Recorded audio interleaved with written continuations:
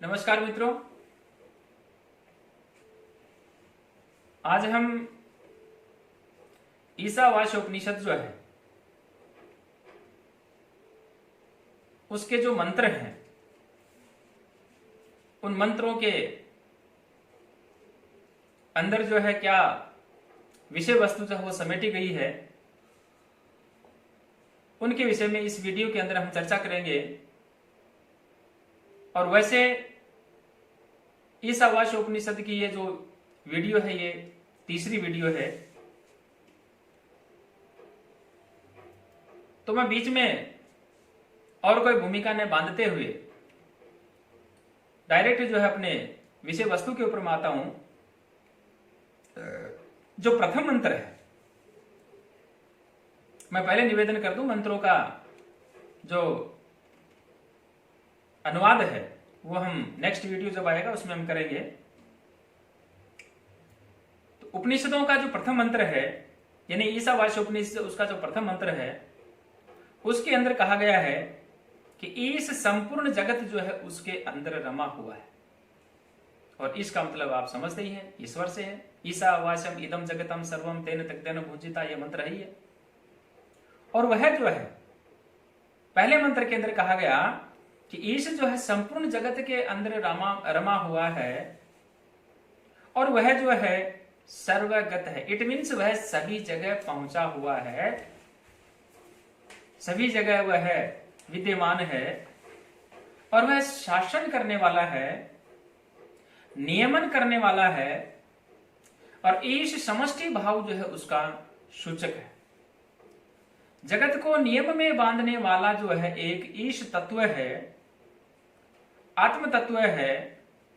और इस मंत्र में कहा गया है कि त्याग भाव से जो विषय पदार्थ जो हैं उनका ग्रहण करने से ही जो यह अति लिप्तता जो है वह प्राप्त हो सकती है। यानी आवश्यकता से अधिक जो हम वस्तुएं जो इकट्ठा करते हैं उनके प्रति जो हमारा मोह बना रहता है, उनके प्रति कहा गया कि हमारी अलिप्तता जो है प्राप्ति हो सकती है।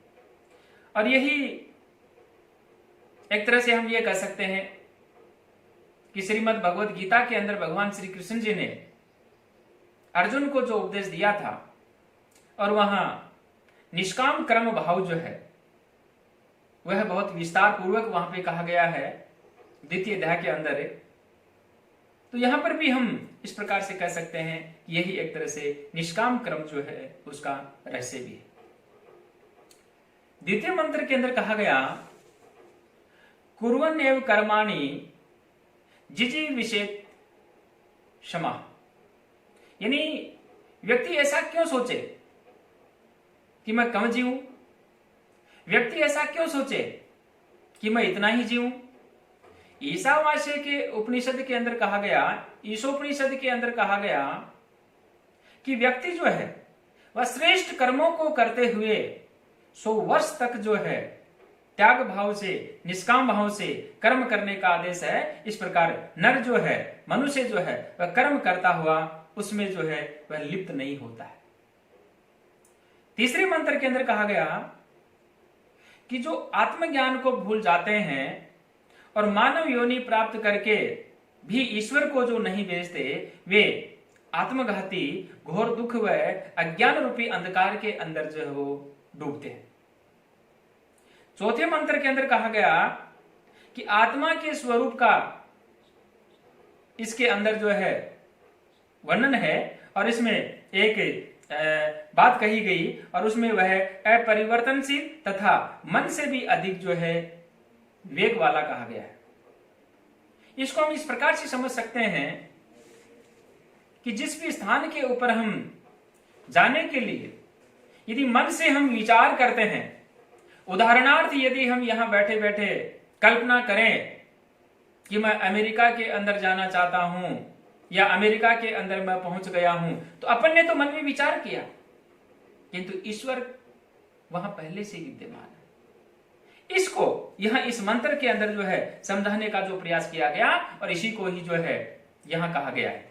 वेगवान है यानी हम तो दौड़ करके जाएंगे, वो वहां पहले से विद्यमान है। हम वापिस यहाँ हम एक तरह से हम इसको मोटा मोटी इस प्रकार से समझ सकते हैं कि जहां हम मन के अंदर जिस भी विषय में हमारा विचार जो आता है वहां पर जो है ईश्वर जो है पहले से विद्यमान रहता है। और पांचवें मंत्र के अंदर कहा गया कि वह सर्वगत है, दूर है, निकट भी है और सबके भीतर भी है और सबके बाहर जो है वह भी है। और यहां जो तीसरा और चौथा जो पांचवा मंत्र जो है वह एक दूसरे के पूरक है, यानी जब तक इनको एक पहले को नहीं समझेंगे तब तक दूसरा समझ में नहीं आएगा, इसलिए उनको समझना अति आवश्यक है। ये यथास्थान हम फिर चर्चा करेंगे। छठा और सातवां जो मंत्र है वहां पे कहा सर्वभूतम में एक जो है उसका बोधक जो है अर्थात सब भूतों में अपने को और अपने में सब भूतों को जो देखना, भूत मतलब जो प्राणी है, जो जीव है, उसके लिए कहा गया। और इस आत्मा में जो दृष्टि है उससे शोक मोह है उसका निरसन जो है सूचित किया गया है। तत्र यानी को मोह है और कै शोक है एकम एव अनुपश्यत। जब ये पता चल जाता है उसके पश्चात मनुष्य के विषय में ये कहा गया तो फिर क्या शोक रह जाता है और क्या जो है उसके लिए कहा अर्थात क्या उसके लिए मोह रह जाता है। आठवें मंत्र के अंदर आत्मा का जो स्वरूप है उस स्वरूप के विषय में कहा और वहां पे कहा आत्मा सर्वगत है, यानी सभी जगह सर्वगत है, स्वप्रकाश है, निराकार है, शुद्ध है, स्वयंभू है, क्रांत दृष्टा है, कवि है, मनीषी है, परिभू है, स्वयंभू है। यानी इस प्रकार से स्वयंभू जो शब्द है उस आत्मा के पुरुषार्थ और शक्ति जो है उसके सूचक है। 9, 10, 11 ये जो 3 मंत्र हैं इनको एक साथ पढ़ना आवश्यक हो जाता है। यथास्थान हम चर्चा करेंगे जब हम पढ़ेंगे। और इनमें आत्म तत्व को पहचानने की जो विधि है, जो तरीका है, उसको समझने के विषय में कहा गया। 9वें मंत्र में कहा जो अविद्या की उपासना करते हैं वे जन्म मरण के घोर अंधकार में प्रवेश करते हैं और जो केवल विद्या की उपासना करते हैं वे उससे भी घोर अंधकार में प्रवेश करते हैं। 10वें मंत्र में कहा विद्या और अविद्या के भीतर भिन्न भिन्न फलों की ओर जो है संकेत उसके अंदर दिया गया। और 11वें मंत्र के अंदर कहा कि विद्या और अविद्या दोनों ही कल्याणकारी हैं, श्रेष्ठकर हैं। विद्या से मानव मृत्यु को पार करके और विद्या से जो है अमरत्व जो होता है उसको प्राप्त कर लेता है। ठीक इसी प्रकार से 12, 13, 14 ये जो 3 मंत्र है यहाँ पर भी जो है एक साथ में ये जुड़े हुए हैं। और वहां पे भी कहा कि जो हाँ यानी ये जो संभूति है और असंभूति है इसका अर्थ करने के अंदर यहाँ जो है ये संभूति क्या है, असंभूति क्या है, यानी संग भाव क्या है।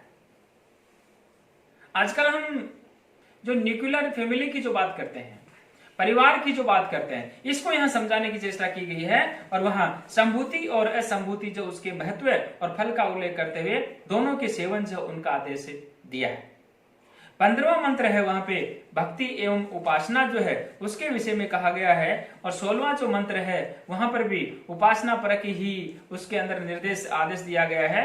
और वहां जो उपासना है और प्रार्थना जो है वो पूर्ण हो गई है, यानी आत्मा का दर्शन होने पर वह रह गया है और अब जगत जो है उसका आवरण जो है दूर हुआ है। इस प्रकार से देहात्म बुद्धि जो है उसकी नष्ट हुई है। अहम का पर्दा जो है किम जो है पुरुष जो है वह ही रह गया है। सो हम मंत्र जो है उसकी सिद्धि जो है वहां पे हो जाती है। और 17वें मंत्र के अंदर वार्निंग दी गई है कि प्रतिक्षण यह स्मरण रखो कि शरीर जो है मरण धर्मा है और आत्मा जो है अमर है, अजर है। इस प्रकार से प्रत्येक काम पर अपनी दृष्टि रखो, किए हुए का स्मरण करो, कारण और कार्यों को जोड़ो और कार्य के बंधनों से मुक्त हो जाओ। और अंतिम मंत्र के अंदर कहा कि हम सुपथ के ऊपर चलें, श्रेष्ठ मार्ग के ऊपर चलें, भूलकर कभी कुमार्ग पर जो है पैर न पड़े। या सुपथ से कहने का तात्पर्य ये हुआ कि जो उत्तम साधन है उस उत्तम साधन से ही ऐश्वर्य की प्राप्ति